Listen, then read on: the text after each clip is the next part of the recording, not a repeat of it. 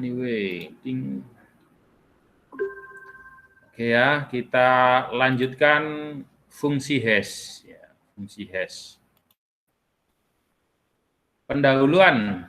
Nah, fungsi hash adalah fungsi yang menerima masukan string yang panjangnya sembarang. Lalu mentransformasikan menjadi string keluarannya yang panjangnya tetap atau fixed. Umumnya berukuran jauh lebih kecil daripada ukuran string semula. Teman-teman bisa lihat hasil daripada MD5 itu biasanya password-nya mau panjang, mau pendek, itu di dalam ciphertext-nya itu ukurannya sama. Ya. Ukurannya sama. Nah, itu fungsi hash ya, fungsi hash. Nah, contohnya seperti ini teman-teman. Ada masukan hello. Ya, hello ini kan berarti 1, 2, 3, 4 ya, 4 huruf saja. 4 huruf ini kalau dimasukkan ke dalam fungsi hash, itu panjang nilai hash-nya, panjang ciphertext-nya itu sekian. Katakanlah jumlahnya itu 64 bit katakanlah ya, atau 16 bit katakanlah ya. Nah, contoh yang kedua, ini teksnya atau tulisannya atau pesannya itu campuran dan lebih panjang daripada kata hello, teman-teman. Nah, campuran di sini nomor spasi teleponku 0812211341. Katakanlah ini campuran ya, ada teks, ada numerik. Nah, itu ya. Dimasukkan ke dalam fungsi hash, itu panjangnya nilai hash-nya itu sama dengan yang hello tadi. Nah, panjangnya ini sama, teman-teman. Tapi nilainya berbeda ya. AA6DF57 yang bawah itu 09C88. Nilainya berbeda. Nah, itu fungsi hash ya. Nah, yang di bawahnya lagi itu lebih panjang, teman-teman. Bahkan ada yang petik ya, petik tsunami menjadi kata yang populer di Indonesia saat ini. Nah, ini panjang, lebih panjang daripada sebelumnya. Dimasukkan ke dalam fungsi hash, itu nilainya itu panjangnya sama. Nah, itu hebatnya ya. Jadi sedikit maupun banyak, kalau masuk ke dalam fungsi hash, enkripsinya nilai panjangnya itu sama. Itu fungsi hash, teman-teman. Ya, contohnya di MD5. Ya, itu ya. Persamaan fungsi hash. Nah, ada nggak ini keterangannya ya? Oh, nggak ada ya. H kecil sama dengan H besar. Nah, H kecil ini adalah nilai hash-nya ya. Sama dengan H besar, ini fungsinya. Dalam kurung M, nah, MO ini ya, mohon maaf ya, di sini ada. M adalah pesan ya. Pesan dengan ukuran yang sembarang, mau sedikit, mau banyak. Nah, itu message ya, pesan ya. Pesan. Nah, H adalah nilai hash-nya. Nah, ini ternyata ada di sini ya. H kecil ini adalah nilai hash atau pesan ringkasnya ya. Jadi MD5 itu singkatan dari message digest, ya, message digest versi 5 begitu ya, teman-teman ya. Nah, jadi hash ini lebih kecil daripada pesannya. Nah, nilai hash-nya ini selalu lebih kecil daripada pesannya. Nah, itu hebatnya ya. Jadi message digest itu adalah pesan ringkas. Nah, contoh size-nya adalah M message sama dengan 1 megabyte ya. Nah, ini teman-teman. Pesannya itu nilainya adalah 1 megabyte. Nah, di dalam hash-nya, nilai hash-nya itu hanya 128 bit, teman-teman. 128 bit. Nah, namanya bit itu ya lebih kecil dari megabyte. Nah, itu ya. Jadi sampean mau punya 1 giga, mau punya 1 mega pesan, itu dimasukkan di dalam fungsi hash, itu menjadi 128 bit, teman-teman. Nama lain dari fungsi hash adalah fungsi kompresi, dikompres. Nah, berarti kayak WinRAR gitu, Pak, WinZip. Nah, itu salah satu bentuknya ya. Terus kompresi ya. Tapi kompresi sekarang banyak. Kompresi online banyak ya. Tidak hanya WinRAR, WinZip. Ada misalkan biasanya kita foto ya, foto di HP untuk persyaratan online itu hanya 4 megabyte yang atau 1 megabyte yang harus bisa diupload fotonya. Nah, itu butuh kompresi. Nah, kompresi file ini bisa kita sekarang ini bisa menggunakan online ya. Terus cetak jari, fingerprint ya. Nah, fingerprint itu bukan yang ini terus. Nah, itu secara digital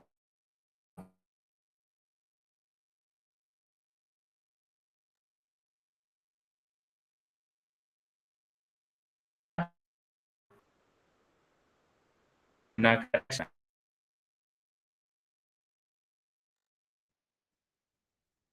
di checksum.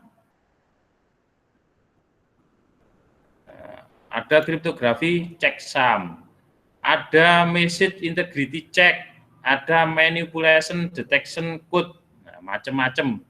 Nah, mungkin saya belum tahu yang macam-macam ini ya. Nah, terus terang saja daripada nanti sok-sok tahu. Nah, itu ya. Oke, fungsi hash satu arah. Fungsi hash satu arah atau one way function. Nah, itu adalah fungsi hash yang bekerja dalam satu arah. Satu arah maksudnya bagaimana?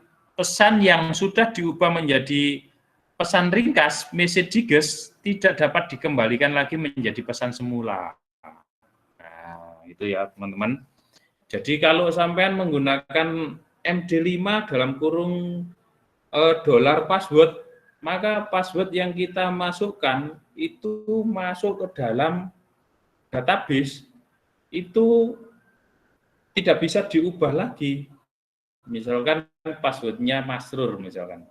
Nah, di dalam database itu nilai hash-nya itu tidak bisa dikembalikan ke bentuk kata Masrur, nggak bisa. Nah, itu ya. Itu yang disebut satu arah, teman-teman ya.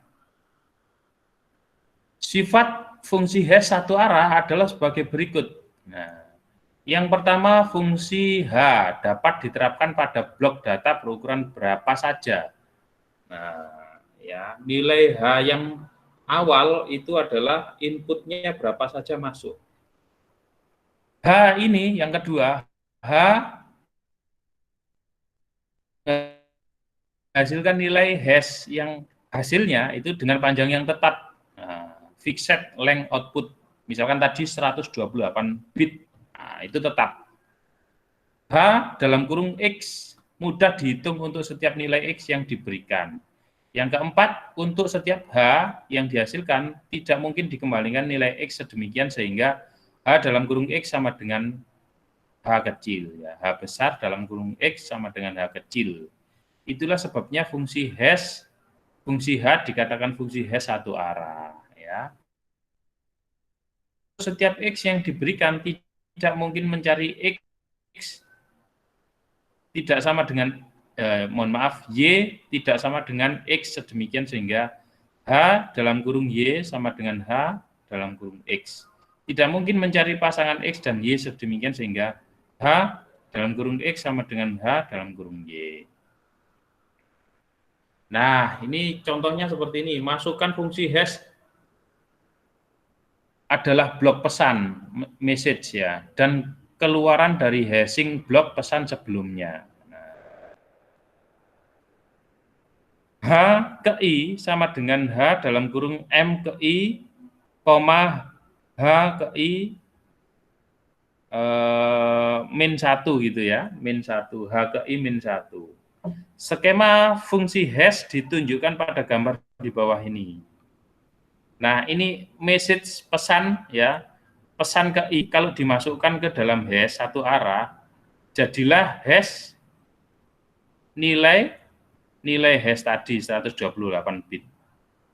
Nah, H I min 1, nah itu kalau dimasukkan lagi itu sudah berbeda. Jadi maksudnya begini, sampai nanti kalau nilai 128 bit sampai masukkan lagi dalam fungsi hash, itu nggak bakal kembali. Dia akan berubah menjadi nilai hash yang baru. Nilai hash yang baru yang justru tidak akan bisa kembali kepada semula, tambah sulit. Nah, itu ya. Fungsi hash satu arah tidak tepat disebut sebagai proses enkripsi. Mengapa?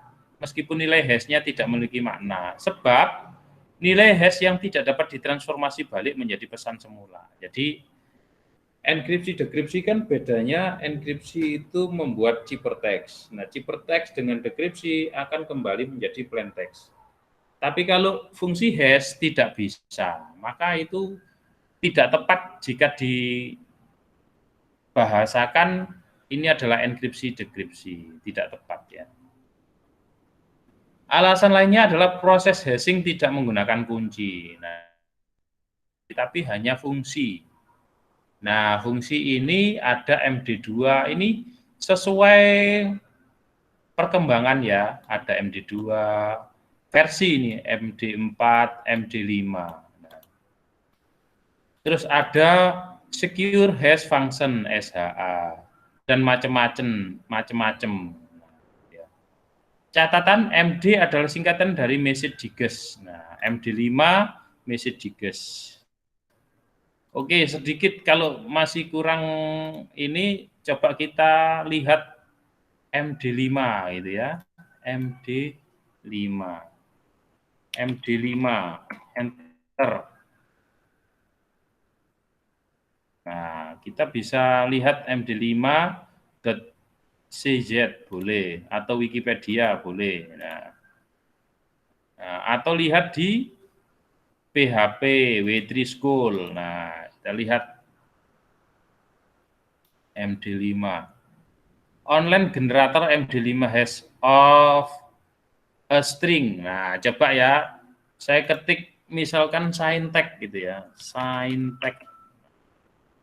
Kurang besar mungkin saya besarkan ya. Saya besarkan. Nah, ini kayak gini nih kita bisa lihat atau bisa praktek di internet. Nah, ini input ya. Online generator MD5 hash of a string. MD5 dalam kurung katakanlah password. Nah, biasanya kan gitu ya, password. Nah, gitu ya. Saya klik hash darling ya. Klik. Nah, berproses dia. Nah, ini ya, MD5 checksum. Nah, ini hasilnya. Gitu ya. Nah, begini. Jadi kalau di dalam PHP buat seperti MD5 dalam kurung dolar password, nanti yang diproses dolar password itu berarti apa?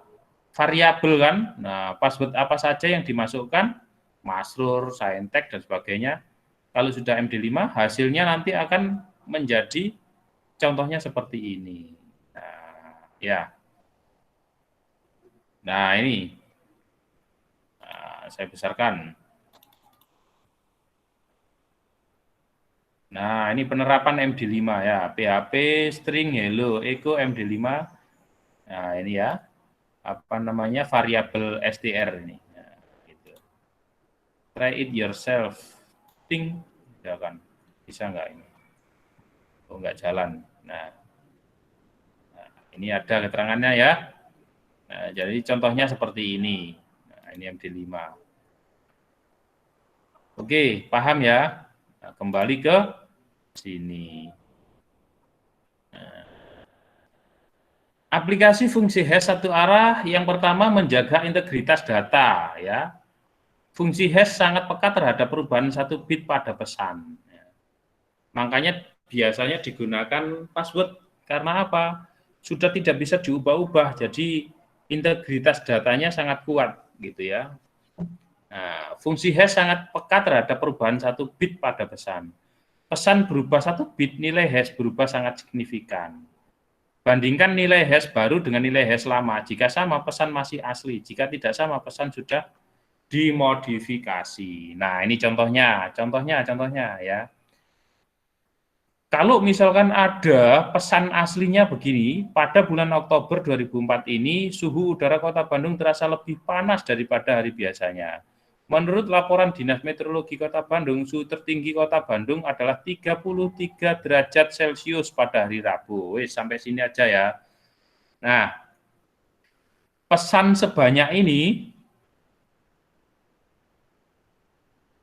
2 F82D0C845121 dan seterusnya ya. Nah, kita bandingkan dengan pesan yang sudah diubah. Ini tadi asli ya. Sekarang pesan yang sudah diubah. Nah, makanya saya baca hanya sampai 33 derajat Celcius pada hari Rabu. Nah, ini yang diubah. 33 derajat tadi adalah 33 derajat Celcius diubah menjadi 32, kan yang berubah hanya 2 saja ya, 3 menjadi 2. Nah, itu MD5-nya sudah berubah jauh, nilai MD5-nya sudah berubah jauh. Nah, jadi makanya MD5 yang pertama itu tidak sama dengan MD5 yang kedua. Nah, iya. Itu selalu begitu, makanya bahaya kalau sampai sudah ketik MD5 dalam kurung dolar password, itu passwordnya sudah nggak bisa diubah.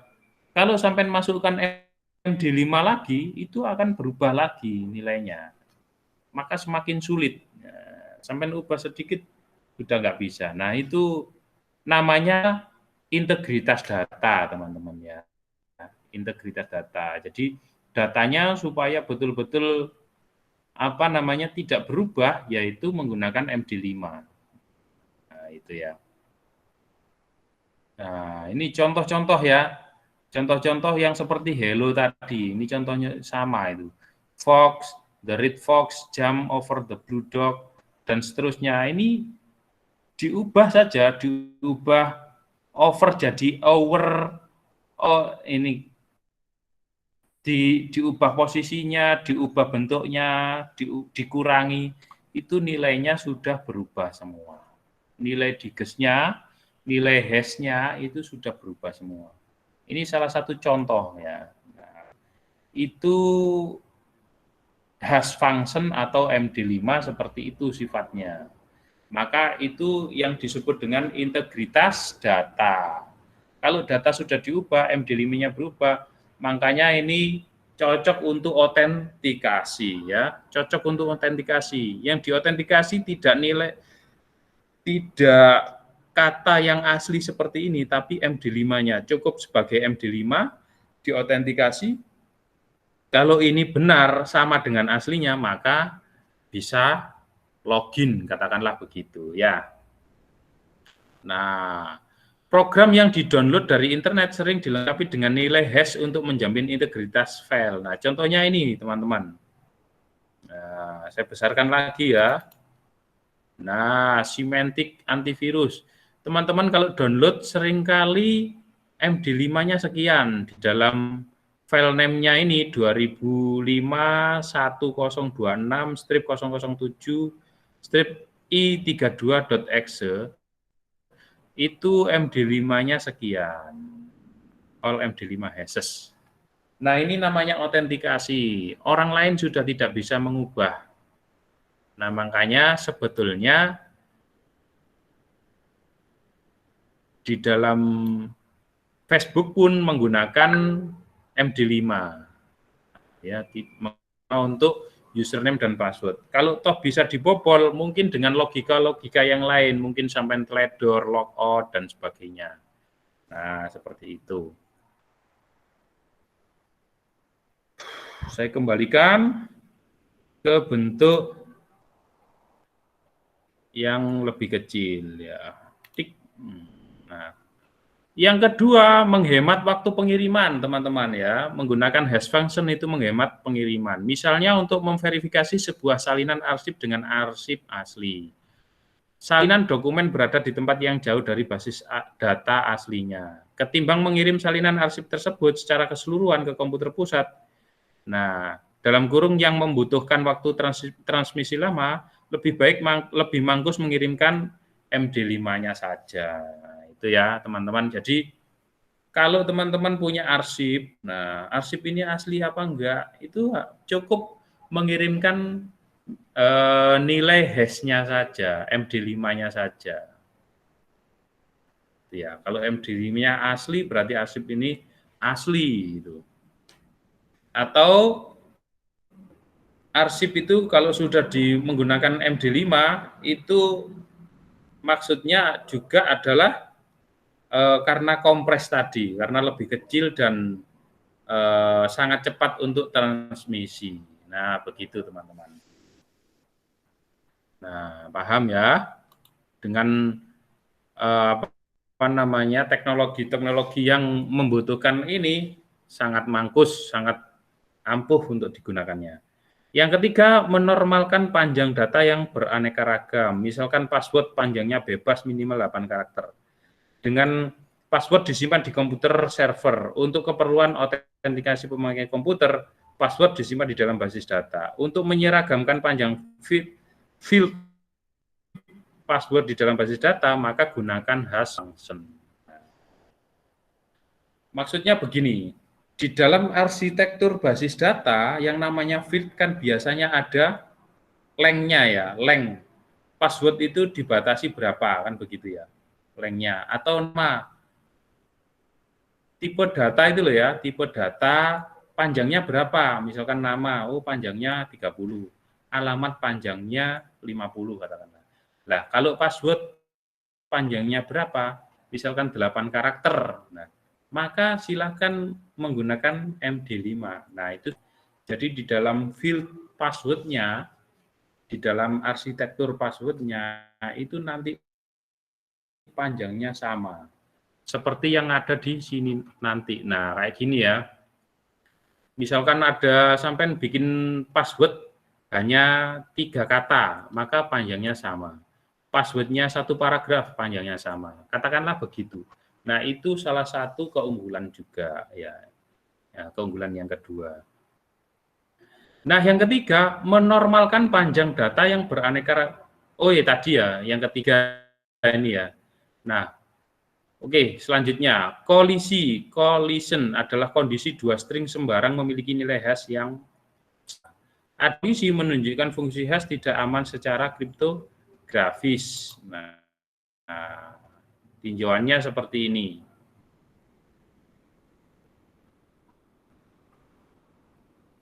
Fungsi ini yang terakhir ya, beberapa fungsi hash algoritma MD2 ukurannya itu 128 bit.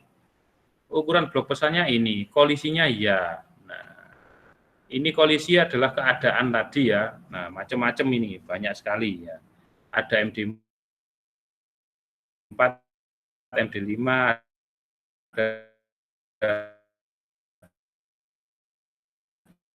ini semuanya fungsi hash ya, SH.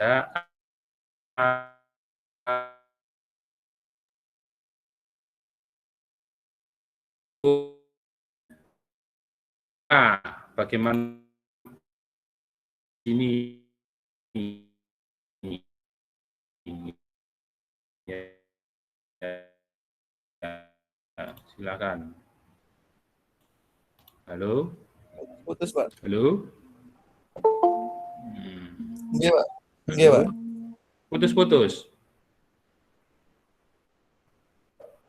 Oke, berarti ini hanya saya nggak menyalakan laptopnya ini, biasanya ya gejalanya ini adalah koneksi internet kalau siang di kantor ya, di kampus kita ya seperti ini. akan jadi putus nyambung dan sebagainya. Ya sudah kalau gitu sampai di sini dulu ya, sampai hash function.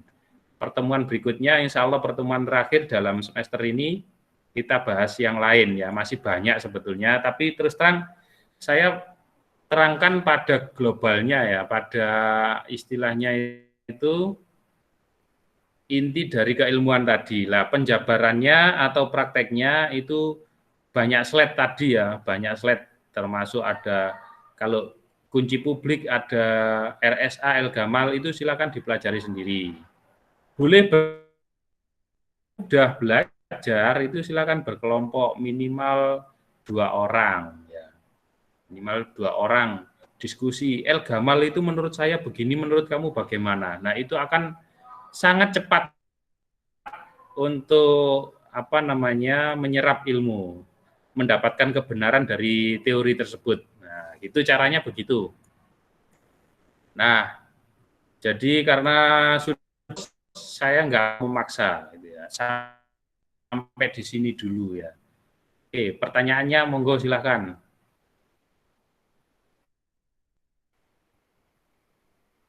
Mungkin sudah, Pak. Soalnya putus-putus, Pak. Pertanyaannya silakan. Siap. Terima kasih, kurang lebihnya mohon maaf. Kita semoga bisa bertemu kembali di minggu depan. Amin. Jadi, assalamualaikum warahmatullahi wabarakatuh. Waalaikumsalam warahmatullahi wabarakatuh.